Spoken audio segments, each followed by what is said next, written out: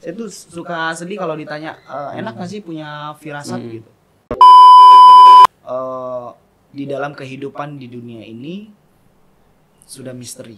Ya, kehidupan di dunia itu misteri, tapi di dalam misteri itu ada sebuah rahasia. Karena gue percaya apa yang lo alamin hari ini dan besok ke depan, ini kita cerita baik lo bisa sukses, bahagia dan lain-lain, itu karena hasil perbuatan lo sesama manusia yang baik.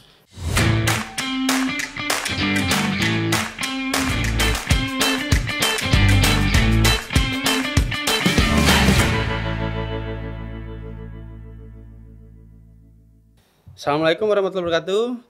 Kembali lagi di Laser teman-teman. Episode spesial minggu ini. Hari ini saya bertemu dengan sosok spesial di tanah air. Wah, ini luar biasa. Saya susah loh dapet jadwalnya. Alhamdulillah hari ini kita bisa berbincang. Langsung saja kita sambut Bang Wirang Birawa. Bro, gimana kabarnya? Apa kabar Bang Bro? Yes, ya. Alhamdulillah. Wah, ini udah sibuk podcast sekarang. Gimana Bang? Kita cari kesibukan lah gitu. Nah, Abang apa kabar nih Bang? Alhamdulillah baik. Mantap. Kesibukan? Kesibukan seperti biasa. Oke. Ngefirasatin orang-orang di tanah air ya. Di ibu Masih- kota ya. Masih sama aja Bang ya, kerjaan tiap hari Bang ya. Nah Bang, mau nanya nih Bang. Kok firasat tuh apa sih Bang sebenarnya? Kalau firasat itu sebenarnya apa ya? Itu kan berasal dari laduni ya, kata hati. Jadi benar-benar dari hati. Cuman saya kebanyakan ketika firasat itu datang, saya olah dengan baik, dengan analisis logika yang masuk akal, sehingga mendapatkan sebuah gambaran, lalu saya ucapkan. Berarti nggak bukan yang sesuatu yang nyambung sama benang merah itu enggak Bang ya? Oh, mungkin kamu mau bertanya apa bedanya firasat sama indigo? Iya. Itu dia. Kalau indigo itu menurut PSA ya, psikologi asosiasi di Amerika sana, itu kan menggambarkan tentang ada indigo, clairvoyant. Itu yang dimana bisa merasakan sesuatu di tempat lain atau tempat yang tersembunyi yang orang lain tidak bisa rasakan. Kayak ramal gitu apa beda Bang? Itu beda lagi. Kalau meramal itu kan itu sebuah arti makna meramal. Jadi kita tahu lah bahasa meramal itu kan berarti membaca ya, membaca masa depan, membaca orang lain. Tapi kalau lebih ke indigo, clairvoyant, banyak jenisnya. Ada firasat. Itu lebih ke merasakan atau membaca sesuatu yang orang lain tidak tahu, yang orang lain tidak bisa rasakan. Atau contoh, kamu tanpa melihat, saya memegang benda, sesuatu benda di antara beberapa benda dan kamu bisa merasakan. Itu namanya clairvoyant. Ya.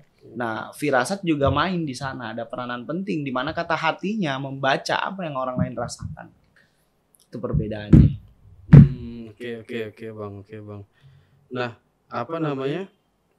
Kalau mendapat firasat itu apakah Abang itu kayak langsung aja atau ada media tertentu kayak misalkan kartu tarot kah Bang atau apa gitu? Kalau saya membaca firasat itu terkadang ya, sometimes dia datang sendiri, visualnya jelas banget, saya melihat dan saya ucapkan. Terkadang bahkan saya mencari juga. Contoh saya pengen tahu, kira-kira di bulan Juni ini ada terjadi apa ya? Itu harus lebih spesifik, terjadi apa itu misalnya kayak ada bencana apa, atau di dunia artis terjadi seperti apa, dunia politik terjadi apa. Nah itu dicari, dilihat.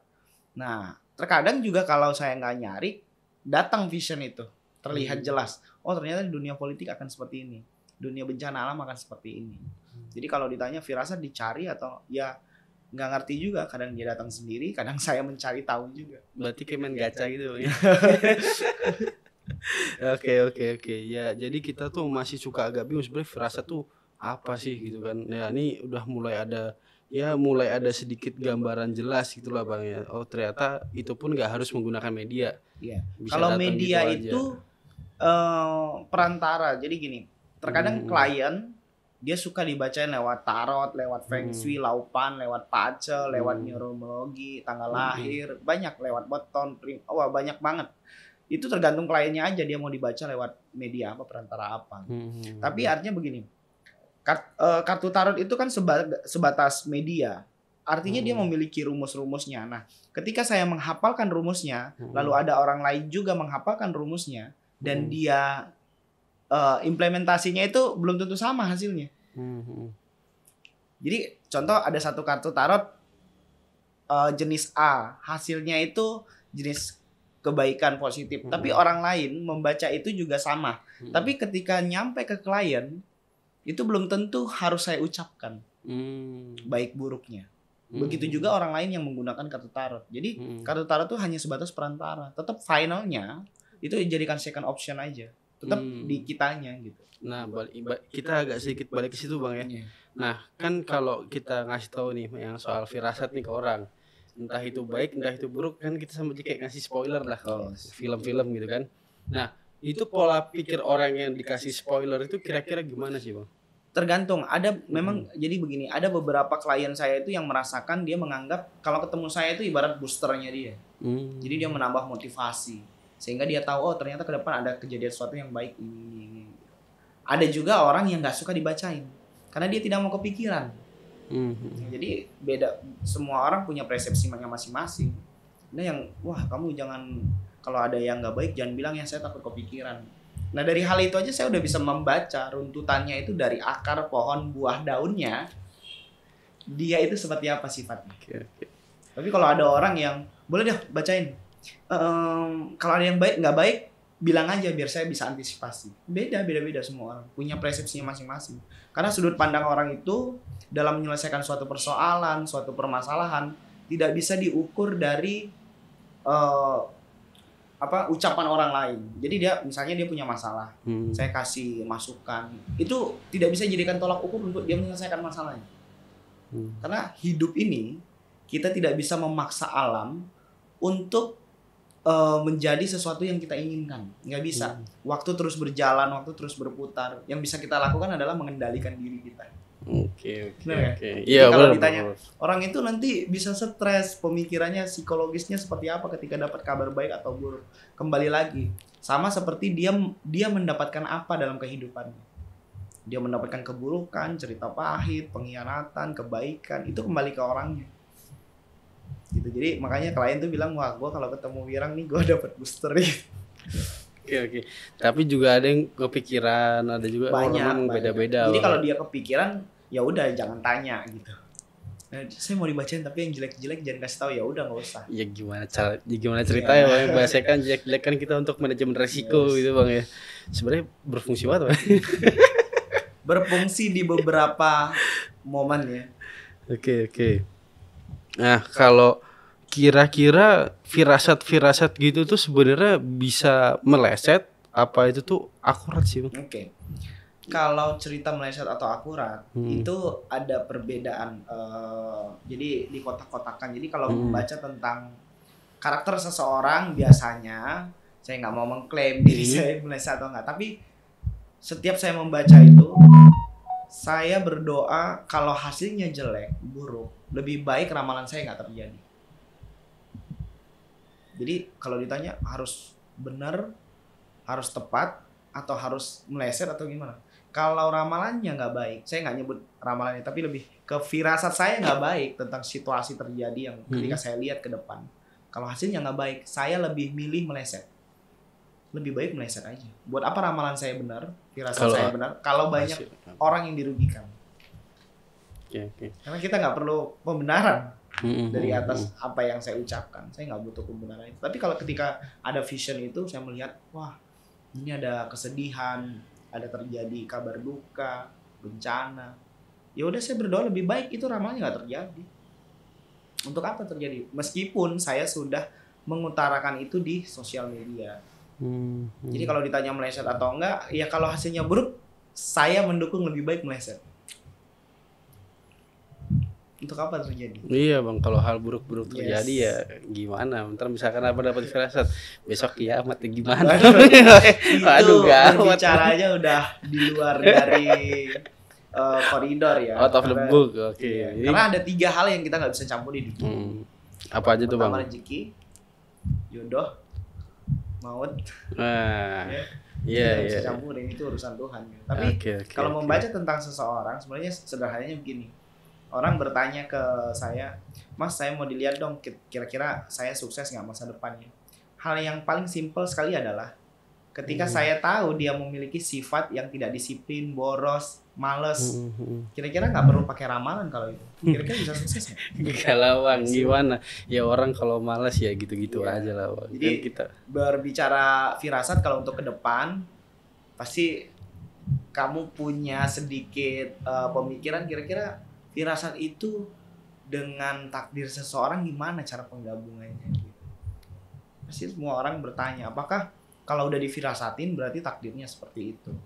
Kalau saya pribadi menyikapinya takdir itu bisa dihapuskan, ditetapkan ataupun diteruskan tergantung orangnya menjalani seperti apa. Tapi kalau ditanya firasatnya gimana dengan ketemu orang yang tadi, ya jawabannya nggak akan sukses. Gimana dia boros, gak disiplin, pemalas, gitu. siap. Ya emang semua balik lagi tergantung diri kita sendiri balik mau ke diri dibacain baik buruknya, Iya, kembali lagi ke dirinya. balik ke buku. Saya nganggapnya kalau dibaca-bacain firasat tuh anggapnya iseng-iseng berhadiah aja. Kalau hasilnya baik aminin, kalau hasilnya nggak baik doain nggak terjadi. Iya Bang, betul. Nah. Saya pernah beberapa kali berdoa untuk Tuhan, saya udah capek untuk dapat kemampuan seperti ini. Capek banget dan kalau bisa hilang, saya nggak mau ngelihat itu lagi. Kalaupun terlepas saya nggak punya kemampuan itu, ke depan ada orang yang berniat jahat sama saya, orang yang berkhianat, saya tidak mengetahui di depan seperti yang udah-udah. Ya udah itulah proses kehidupan. Tapi kalau ditanya ya capek, sangat capek. Punya firasat aja udah kayak main gacha, terus kagak punya firasat kita kayak apa ini? Nah ini Bang, kalau kita balik lagi ke diri sendiri, bukannya apa yang kita lakukan kan that define us gitu ya. Itu yang mendefinisikan kita siapa. Ada tisu nggak? Boleh tisu dong. Saya tuh suka sedih kalau ditanya enak nggak sih punya firasat gitu. Sebenarnya ya nggak enak banget. Gimana? Lanjut pertanyaan yang lain. Siap Bang, siap. Nah, kalau apa namanya? Mungkin tadi sudah disebutkan Bang ya. Kalau Abang kalau ngeliat firasat itu bisa jadi lewat mimpi, itu bentuknya tuh cuman kejadian apa modelnya kayak dibisikin ini ada kejadian ini cuy gitu. Lebih kelihatan visual aja, visualnya jelas banget di pikiran saya. Jadi kayak melihat sesuatu yang ketika saya pejamin mata itu, wah itu tergambar jelas di pikiran. Kayak CGI yang di Doctor Strange Marvel tuh Bang. Kayak gitu nggak Bang? Iya. Oh, mantap ya. Berarti udah kayak pindah alam gitu Bang. Siap. Nah terus kalau kita ngomongin nih, mungkin nggak sih Mas kalau semisal ke depannya itu setelah dikasih firasat nih bisa ngindarin itu, gitu loh. Atau misalkan dikasih firasat ternyata kok bisa dihindari, malah kena gitu. Nah, itu balik dia. lagi seperti yang saya bilang, di dalam kehidupan di dunia ini sudah misteri. Ya, kehidupan di dunia itu misteri, tapi di dalam misteri itu ada sebuah rahasia. Jadi di dalam sebuah kehidupan di dunia itu misteri, tapi di dalam misteri itu ada rahasia. Ya, itu tadi yang saya katakan adalah takdir itu bisa diteruskan, ditetapkan ataupun dihapuskan.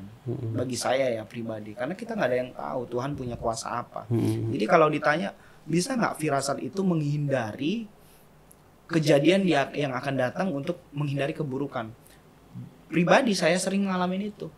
Contoh, saya pernah mau pergi naik mobil sama supir saya, terus saya nggak enak hati, saya bilang kayaknya kita nanti pergi ditunda deh, diundur 1 jam lagi aja. Oh gitu ya. Oke, terus 30 menit kemudian kamu di rumah dulu deh, saya mau pergi sendiri aja. Dan apa yang terjadi? Saya pada saat itu perginya sendiri, saya pesen taksi online. Nggak tahu kenapa kok saya harus pesen taksi online. Ternyata pada saat saya sampai di tempat tujuan saya dan akhirnya supir saya tanya, Bapak mau dijemput nggak gitu? Kenapa naik taksi nggak sama saya? Ya udah boleh jemput. Pada saat dia jemput saya, dia jalan, bannya bocor di jalan. Itu hal yang kecil sebenarnya. Ya kalau ditanya, kita nggak tahu kalau dari gara-gara ban bocor itu bisa terjadi apa, saya nggak tahu itu. Tapi yang jelas itu ternyata saya tadi digerakkan untuk naik taksi online Dan saya akhirnya sampai di tempat tujuan karena saya ada meeting, bertemu beberapa partner bisnis dan tepat waktu. Bisa kebayang kalau saya naik di mobil itu. Banyak sekali kalau untuk hal itu. Jadi kalau ditanya bisa nggak ya menghindari, sangat bisa sekali karena saya sering mengalami itu. Berarti itu sama aja kayak kita menghindari apa namanya, ya bahasa menghindari takdir dong ya. Ya merubah itu tadi, Merubah, takdirnya bisa ya. dihapuskan, ditetapkan ataupun diteruskan. Ada beberapa teman saya juga pada saat terjadi bencana di suatu daerah itu 2 tahun lalu, saya tidak salah ya. Teman saya itu mau berangkat ke sana, ngajak saya untuk kita main ke sana. Dan kita membatalkan itu. Dan lebih gilanya lagi apa, yang mau berangkat itu ada beberapa pejabat sama saya mau berangkat. Dan saya kan orangnya kalau ada yang nggak enak saya omongin aja. Mau perkara itu nanti terjadi atau firasat saya itu urusan belakang, yang penting saya ucapin. Dan akhirnya kita memutuskan tidak berangkat. Dan saat itu terjadi beneran tsunami di daerah itu. Baru 2 tahun lalu kalau nggak salah. Tsunami Palu kapan deh? Iya, sekitar 2-3 tahun Ya. lalu. Siap. Berarti kita pun bisa menghindari. Yes. Kita bisa merubah, tapi nggak semua takdir bisa kita rubah. Ya, tapi Kayak kita 3 tadi itu rahasia itu, ya, kehidupan rahasia itu sebuah misteri, tapi dalam misteri itu ada rahasia yang kita susah untuk mengetahui itu. Kalau dikasih ada 10 misteri rahasia, kita dapatnya 1 ya bersyukur banget. Berharap dapat semua ya Wah, serahkan. impossible. Oke. Nah,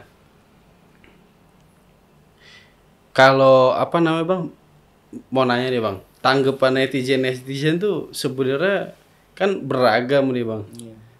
Ada yang suka, ada yang nggak suka lah. Bang Sudah Wirang pasti itu. nyikapin ini gimana? Ini kan terkait Saya- firasat-firasat yang ada yang nyinyir gitu kan. Ya, terlepas dari itu saya punya prinsip negatif positif pandangan orang lain terhadap saya. Terlebih mereka tidak kenal saya, untung rugi kembali ke mereka. Jadi saya tidak pernah ambil hati.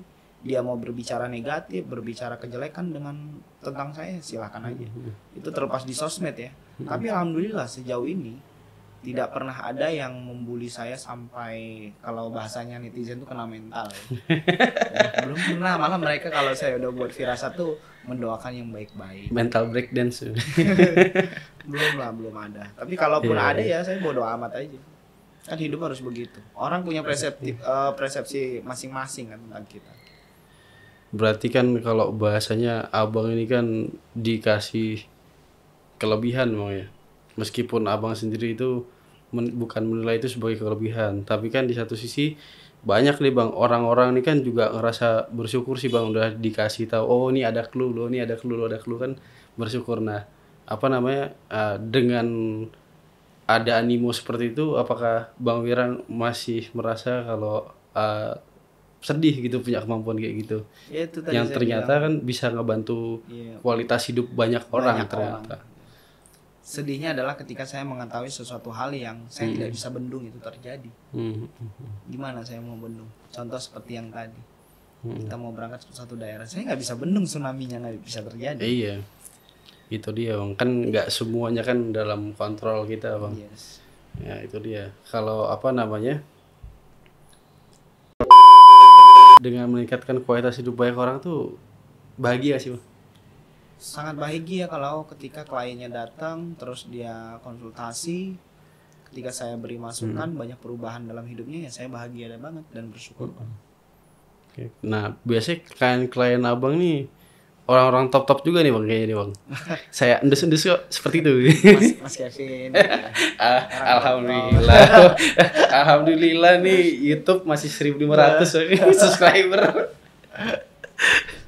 Insya Allah, amin, sukses, amin. Saya doakan juga Bang Wirang, jangan bersedih terus Bang. Siap. Kita bergerak bersama Bang untuk menjadi lebih baik lagi, terutama untuk diri kita. Terus otomatis kan orang lain juga ikut kita gitu, ikut kita lebih baik maksudnya. Banyak kebaikan ya. Siap, minimal satu kebaikan sehari minimal. Maksimal kan Minimal, nggak ada, iya, maksimalnya unlimited nggak ada, gitu. Kayak smartphone unlimited.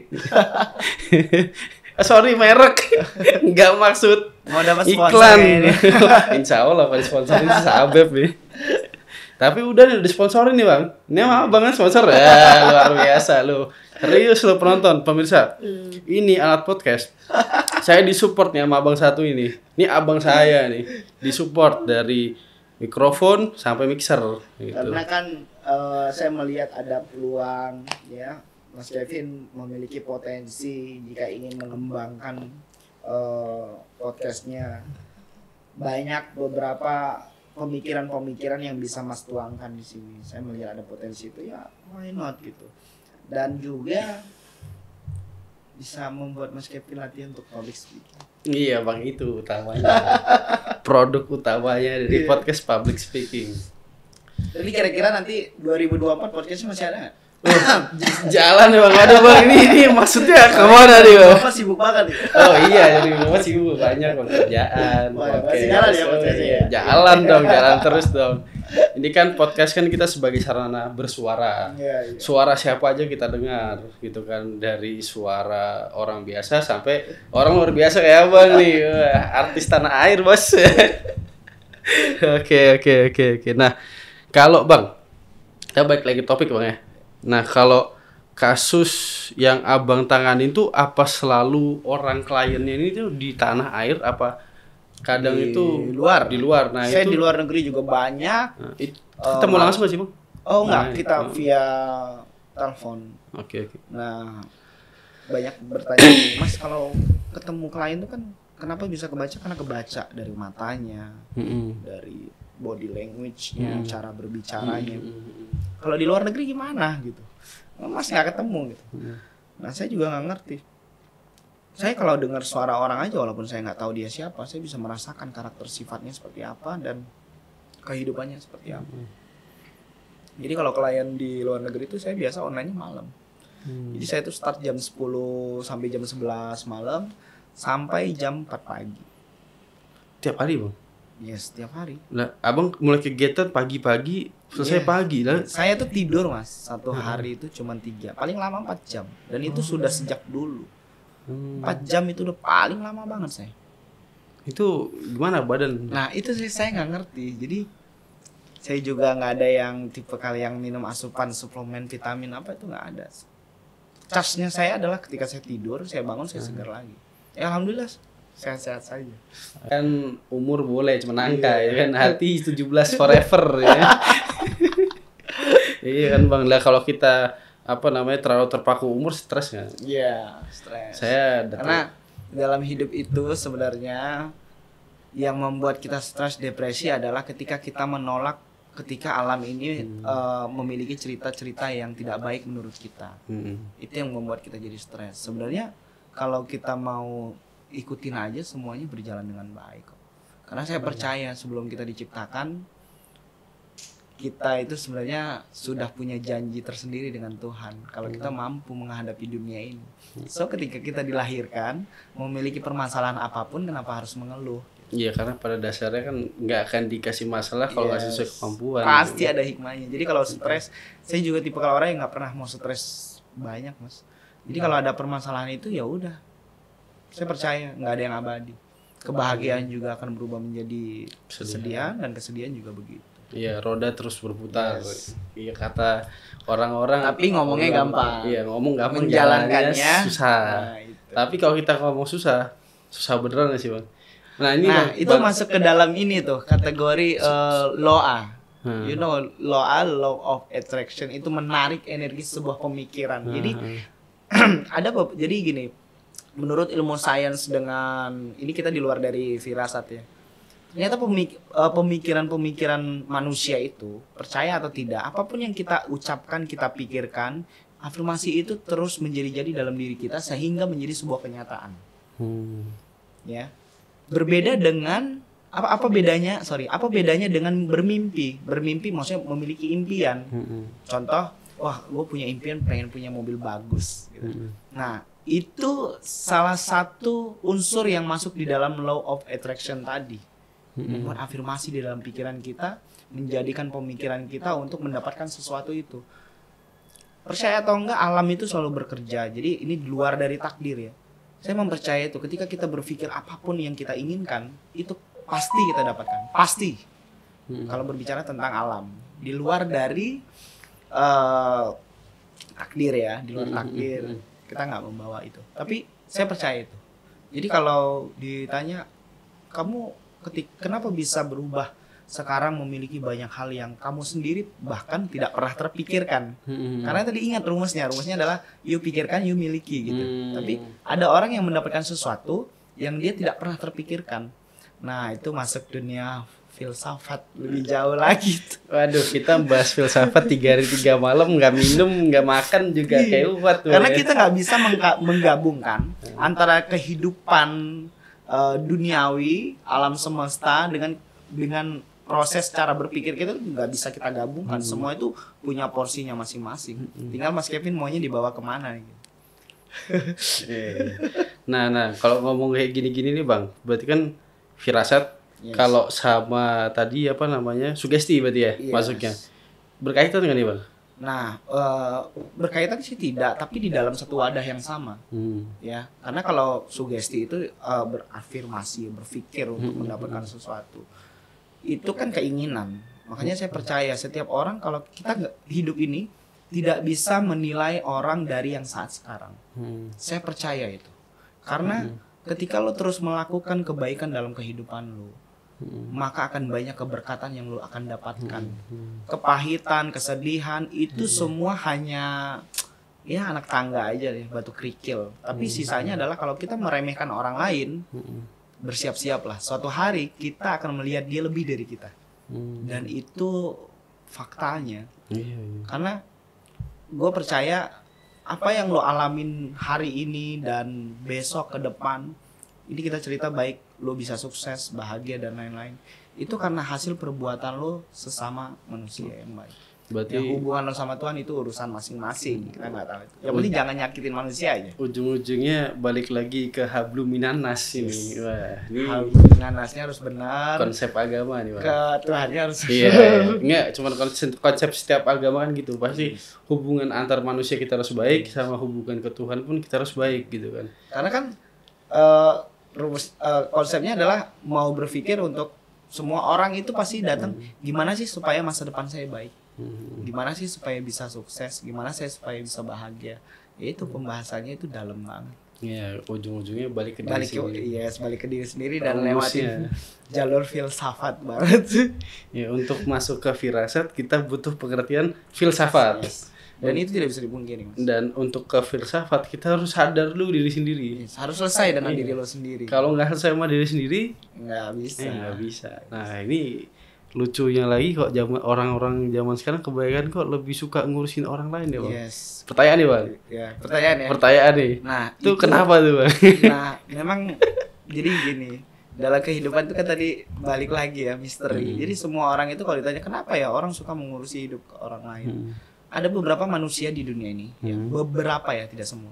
Ada beberapa manusia di dunia ini yang menurut saya adalah kalau kita berbicara dengan kehidupan di alam semesta, itu semua terjadi karena perkembangan pemikiran dia, dari dia bergaul dengan siapa, dia besar di lingkungan seperti apa, didikan orang tuanya seperti apa, itu sangat mempengaruhi terbentuknya karakter anak tersebut di kemudian hari. Jadi kalau ada yang nggak baik dari diri dia, ya kita bisa kategorikan mungkin dia dulu kehidupannya di lingkungan orang-orang yang memang hobinya begitu. Makanya kalau kita ketemu sama seseorang yang dia menceritakan orang lain, saya percaya itu suatu hari kita yang akan diceritain sama dia.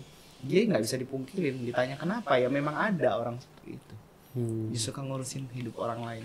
Kalau itu masih aman. Yang paling bahaya adalah ketika dia senang melihat orang lain susah dan dia bersedih melihat orang lain senang. Itu baru mau saya tanyain. Oh, ditanyain duluan.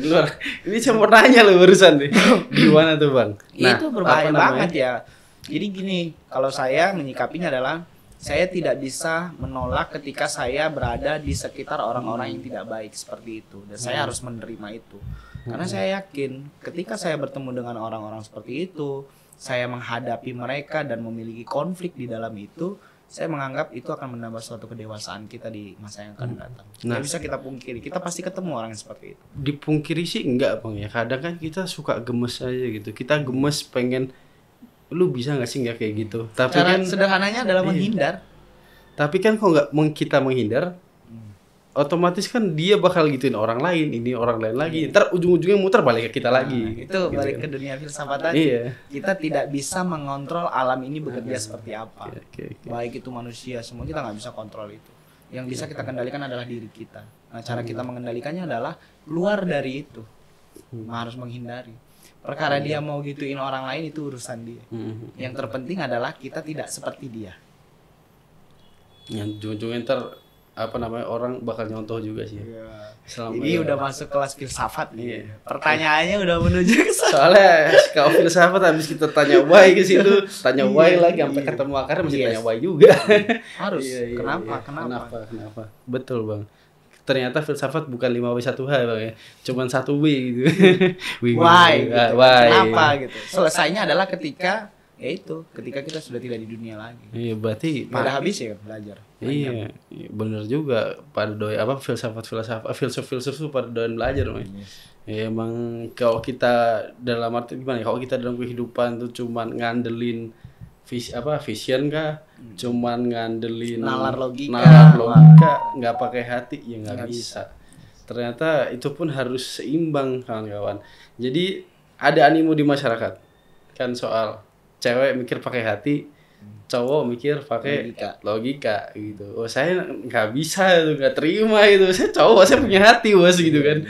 Nah, tapi itu kan hanya sebatas bunga-bunga kecil lah. iya. Itu kalau saya menggambarkannya adalah, tapi secara hakikatnya semua orang memiliki hati dan wanita juga memiliki akal. Sama semuanya, cuman memang cara pelaksanaannya beda. Iya. Itu balik ke rahasia Tuhan. Makanya kita kalau ketemu wanita, tulang rusuk itu bengkok kan. Jadi kalau lu mau ngelurusinnya harus pelan. Kalau lu nggak bisa ngelurusin, dia akan makin bengkok, makin parah. Tapi kalau lu paksa, dia akan patah. Memang harus halusan gitu ya. Wah, ini cerita wanita, berarti ada wanita yang mau ditanya nih. Oh.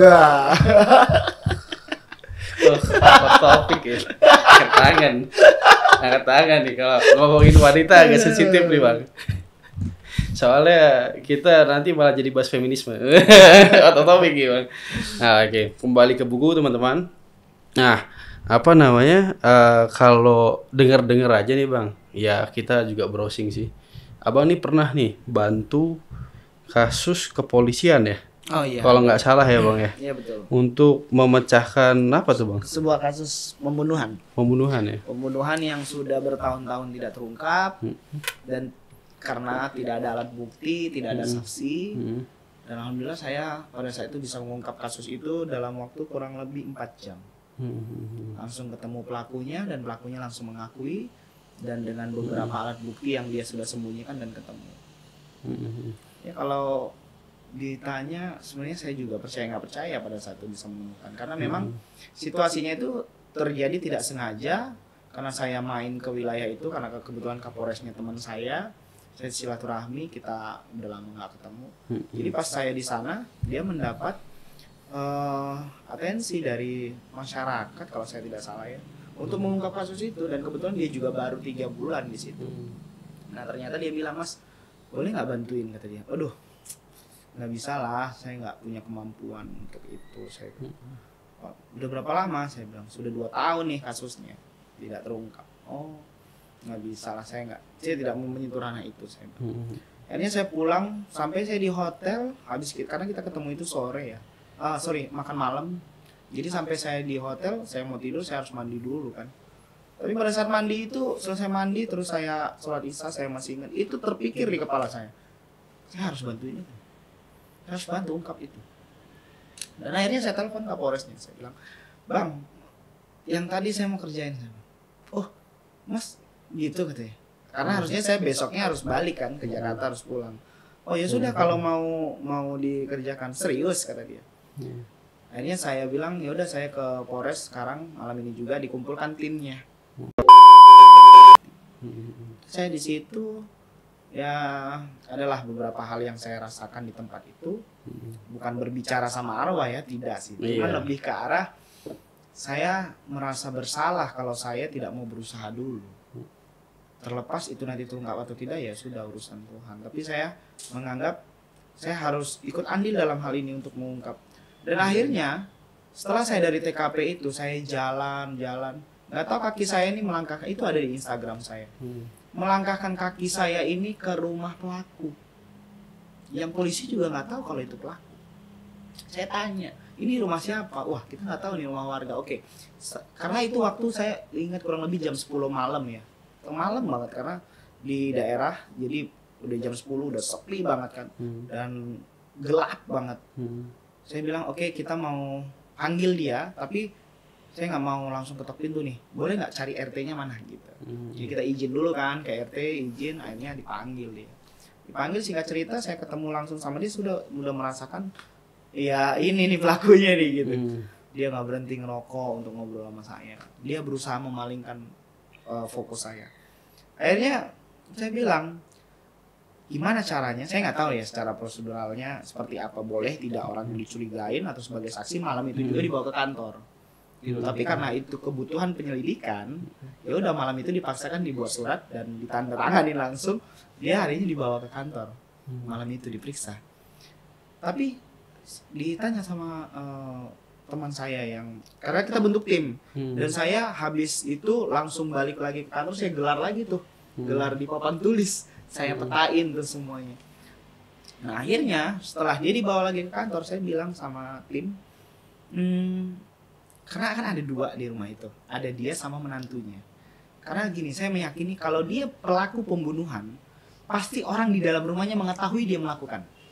Sudah pasti, saya pribadi meyakini itu. Nah akhirnya dibawa lagi dia ke kantor, dibawa dia ke TKP lagi. Ya udah ikut ke TKP, saya bilang, pertanyaan saya sederhana pada saat itu. Saya tanya, kamu tahu tidak terjadi pembunuhan di sini? Dia jawab tahu. Di mana kamu pada saat itu? Saya bilang gitu. Oh saya ada di sini. Kamu melihat korbannya? Iya saya melihat, kata dia. Oke. Di mana korbannya pada saat itu? Nah, jadi dia bilang korbannya di sini, dia bilang gitu. Ini contoh ya, di sini. Ternyata kita kan mendapatkan hasil TKP awal itu pada saat berapa tahun kejadian dari polsek kan. Ternyata kejadiannya itu polseknya bilang di sini. Dia bilangnya di sini, fakta sebenarnya di sini.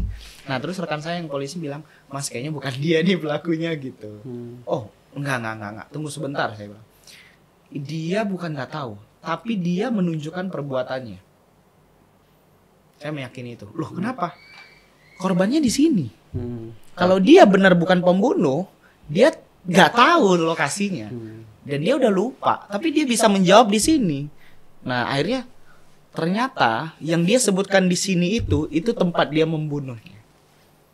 Akhirnya, tapi kan kita nggak punya bukti. Gimana caranya harus dia ngaku kan? Alat bukti nggak ada, bukti petunjuk nggak ada, saksi nggak ada. Nggak bisa asal nuduh dong. Nggak bisa asal menuduh dong. Akhirnya saya bilang untuk keperluan penyelidikan, saya mau orang ini dibawa ke kantor. Dibawa malam itu. Sampai di kantor dibawa. Terus dibilang rekan, "Mas, menantunya gimana?" Ada menantunya cowok. Dibawa juga nggak gitu? Saya bilang, jangan. Kalau menantunya dibawa bareng-bareng, saya nggak punya cara lagi nanti. Akhirnya dibawa satu dulu, dianya dulu, si bapaknya ini. Ketika bapaknya dibawa, saya udah yakin dia yang mengetahui. Cuma saya butuh satu saksi yang bisa membuat mengakui dia pelakunya. Pada saat itu saya cipta kondisi permainan psikologis. Akhirnya saya bilang sama dia, "Kamu sudahlah mengaku, ngapain kamu sembunyi? Ngapain? Saya sudah tahu kamu pelakunya." "Enggak Pak, saya nggak merasa melakukan." Dia selalu bilang nggak ada. Dia selalu bilang gitu. "Oke, kalau kamu nggak ngaku ya sudah." Akhirnya saya panggil menantunya yang di rumah tadi. Kan tinggal tuh di rumah. Jadi dijemput lagi. Setelah dijemput lagi naik mobil, menantunya datang. Kenapa harus diundang 2 kali? Karena menurut saya kalau menantunya tadi dibawa berbarengan, mereka bisa mengelak berdua secara bersamaan. Tapi dengan saya membawa satu persatu, menantunya akan berpikir, "Loh, saya dijemput berarti bapak saya udah ngaku." Itu pemikiran saya secara logika. Ya udah dijemput lagi menantunya.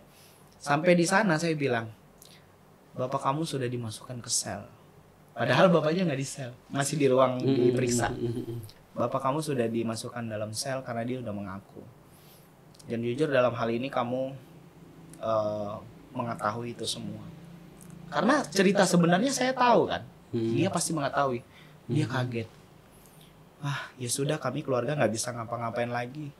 Kalau dia sudah mengaku ya baguslah, karena kami pernah menyuruh dia mengakui ke polisi.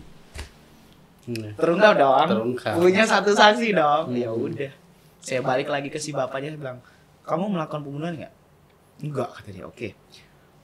Padahal si menantunya tadi nggak cerita, tapi saya langsung tembak. Saya bilang, "Kamu setelah membunuh dia itu parangnya itu kamu cuci, terus kamu lap, kamu masukin di lemari dengan tangan kanan kamu posisinya seperti ini." Dia langsung nggak bisa ngomong dan dia mengakui. Ya udah, saya yang melakukan karena dihina. Gitu. Akhirnya kasusnya terungkap. Sesimpel itu, dan selama 4 jam aja. Ngeri Bang, ini jadi polisi udah cocok deh Bang. Kita kan nggak kirduk ya, nggak kira-kira dukun nuduh gitu. Tapi kita melakukan investigasi. Iya, investigasi, kita gelar perkara. Jadi dan itu merunut, merangkai puzzle-puzzle itu, dan itu tidak mudah. Dan jujur saya pada saat itu pesimis karena tidak punya saksi, tidak punya alat bukti. Cuman petunjuk pertama adalah ketika kaki saya melangkah langsung ke rumah pelaku. Karena saya waktu berdiri di tempat jasad korban itu, saya cuma berdoa, ya Tuhan bantulah saya untuk mengungkapkan kasus ini, karena gimana pun ini suatu tidak baik lah. Karena tidak ada, bagi saya menilai pada saat itu tidak ada kejahatan yang sempurna gitu. Dan akhirnya saya diarahkan ke rumah tersangka. Cuman proses pelaksananya itu memang butuh kerja keras. Gitu. Memang butuh kerjasama dari banyak pihak juga, terutama kan dari karena saya kan nggak paham dunia kepolisian, cara mengungkap seperti apa, puzzle-nya kayak apa. Cuman saya menggunakan kemampuan saya sendiri aja. Itu ngeri saya. Dan setelah itu karena kabarnya beredar di beberapa teman Polri, ya ada beberapa kasus yang memang tidak bisa terungkap dengan ilmu pengetahuan mereka, dengan tidak ada saksi yang gitu-gitu.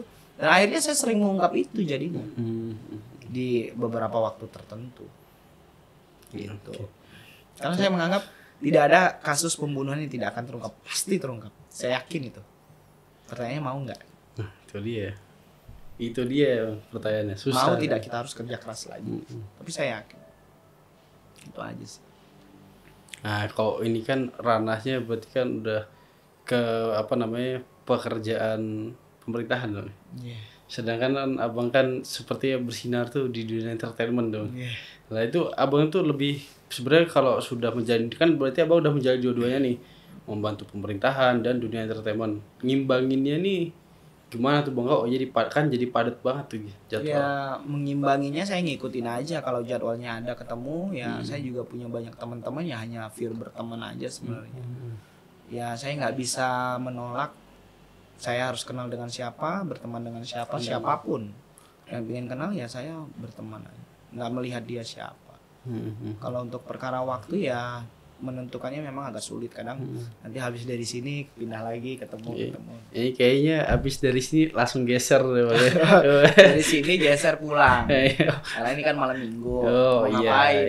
Nonton TV aja di rumah. Nggak ngapel bang. Aduh, ini pertanyaan bikin sedih. Wah, masa sedih bang? Sedih lah, mau ngapel kemana?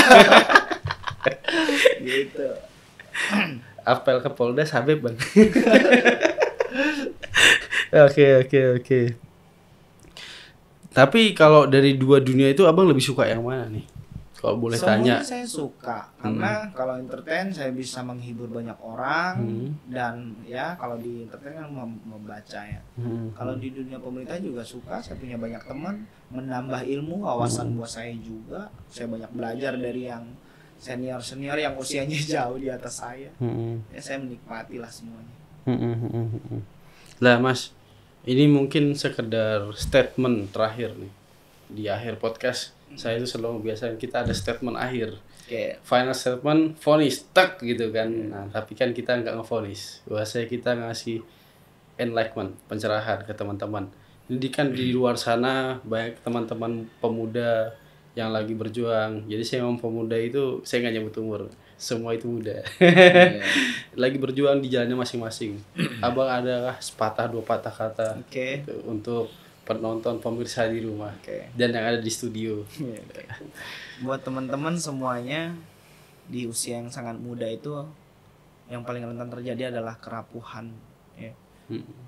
Kalian pasti akan banyak melewati putus asa, kesedihan, pengkhianatan, kegagalan.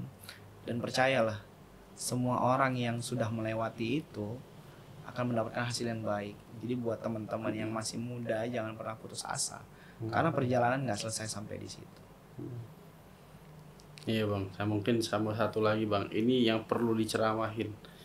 Sekarang masih banyak kan yang ngambil jalan instan. Oke. Nah ini bang, diajarin bang, kalau instan gak baik bang.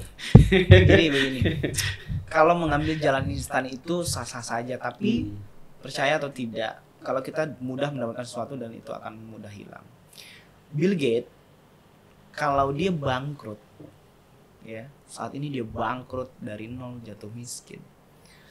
Lalu dia untuk bangkit lagi, mungkin orang seperti dia hanya membutuhkan waktu 5 bulan untuk bangkit. Kenapa?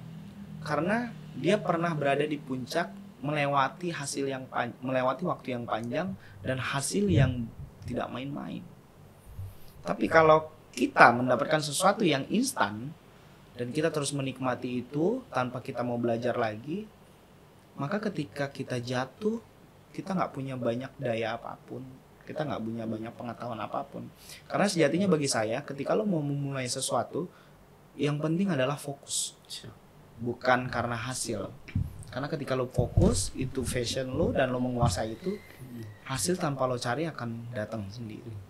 Jadi kalau lo masih ngerjain sesuatu sekali, terus pengen dapat hasilnya 10 kali, mungkin Tuhan bisa kasih itu, tapi itu nggak akan lama. Kenapa terkadang lu udah berusaha, udah mati-matian kerja, tapi lu bahasa nggak kaya gitu. Ini bahasanya ya. Itu bukan karena Tuhan nggak sayang sama lu. Tapi kalau Tuhan kasih hari itu juga lo kaya, mungkin lo bisa hancur. Banyak sekali. Itu kan jawaban yang instan. Orang-orang yang instan dapat kekayaan yang instan, hancur gak? Iya.